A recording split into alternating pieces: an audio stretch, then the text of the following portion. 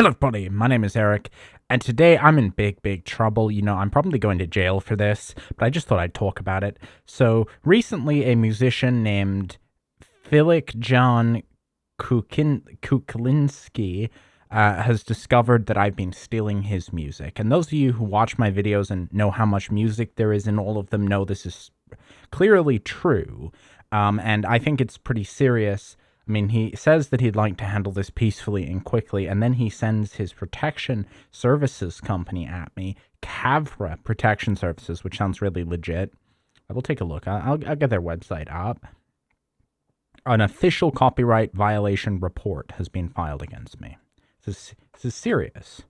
Now, as you can see, this looks like a completely legitimate thing. They have expert legal solutions for audio and video copyright protection, legal registration, infringement monitoring, DMCA takedowns, and litigation support. Ooh, scary things are happening at this place.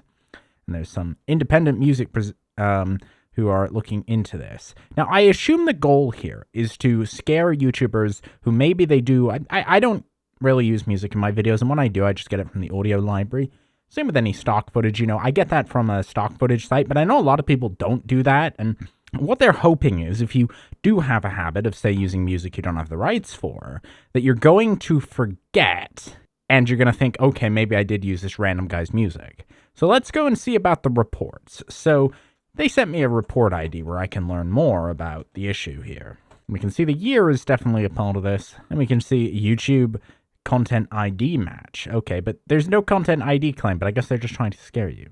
Unauthorized reproduction and distribution of copyrighted material compositions of digital platforms without licensing or permissions. Okay, let's view the full report. Submitted by. Okay, that's grayed out. Audio. YouTube. Evidence files.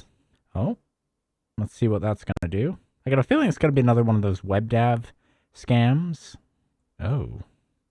Oh, this looks really janky.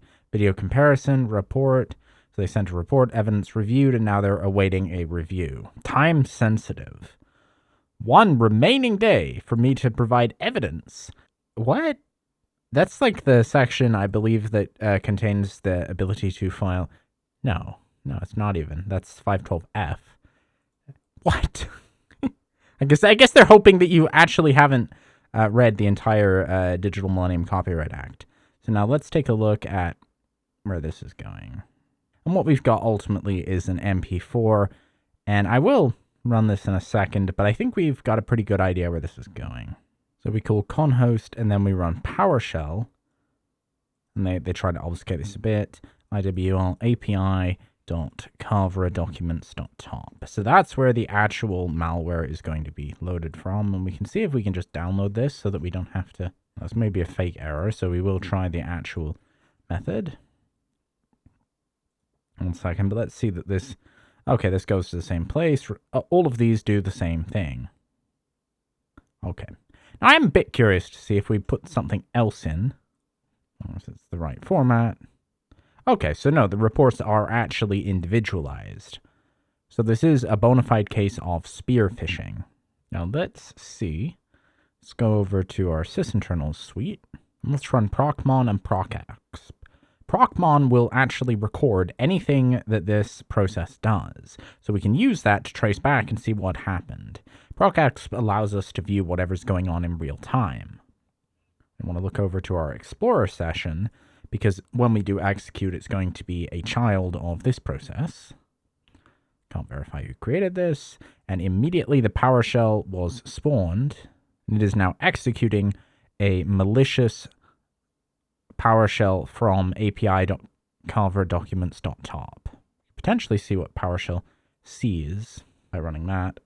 So there is, if you're a PowerShell, you do get a real hit. So we get to /.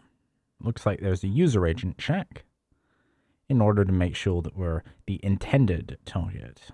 And now a second PowerShell that we're not able to see has spawned. So I'm going to elevate this so that we can see the remainder of this. And we can also, in procmon, actually flip to monitor the telemetry of that PowerShell. Some HTTP communication going on here. Go back to procexp, and we can see what is going on right now. Let's also see what is available in this /1. And here we've now got the full payload. So ultimately we drop a VB script. And we can see a second stage. Oh, app. Okay, so then we go to app. That's going to be different. We'll call this one out3.txt. And now I think we've got the final payload. Now let's see what it's called on here so we can see what it actually did on our system. So it's called pom.msi. And we can also run a virus tunnel on this and see if this is detected. Not that that means you're safe if it isn't. I think everyone knows that. But I had a DM from someone who almost fell. Oh, nope, it's a Luma. It's about what I was expecting it to be. I don't know why I dumped all of these in System 32, but that's where my PowerShell was. So I'm just going to copy these somewhere safe. And then we should, if this is a MSI file, we should be able to open this with 7-zip and see what's really in it. And we can execute it. And we get, and of course, when it's run from the script, it would be stealthy. But here it isn't stealthy at all. It says that it's configuring oxyhemoglobin, whatever that is. We can see MSI exec. Now the system is quite pwned. All of the data, all of the user accounts, and all of the cookies on this system have gone to places they should not be going. Let's take a look at this supermanage file. I don't think that's anything we wanted installed. No. So compil32, I believe, is our actual, let's see. This one's got one Luma flag. And this payload's been around for quite a while. And then what about this DLL here?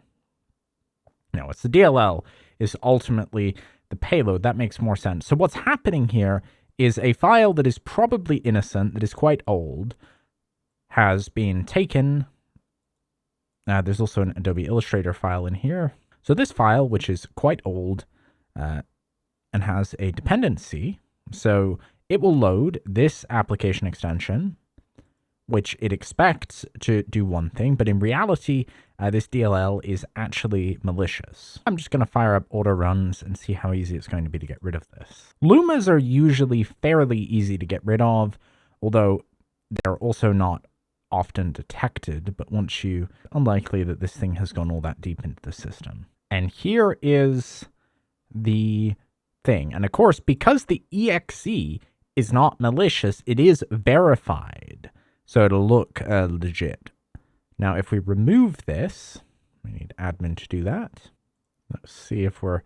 what I always like to do, just to check, is I'll remove what I believe is the indicator of compromise, and then I'll reboot. Now, given this is in Task Scheduler, you can also get rid of this by simply opening Task Scheduler. But I like auto runs because it can give you any other indication that this might have multiple ways. But this looks like a pretty simple one to get rid of. Let's double check there's no other forms of persistence by rebooting and making sure that it doesn't come back. Okay, now we're back. Took a bit longer because Windows wanted to install updates. And none of these others look suspicious. We'll just double check that again. Nope. So then, we did successfully get rid of this. You can also get rid of it by deleting the folder in app data, which is really a very weak persistence in general. Lumas are quite stealthy, but usually not all that hard to get rid of. You could also simply rename the folder, which would kill any persistence. So, that is going to be all for this video. Please do leave a like and subscribe if you enjoyed it. And let me know in the comments below if you have any requests for other content. And no, I am not, luckily I am not getting sued for copyright infringement. Bye.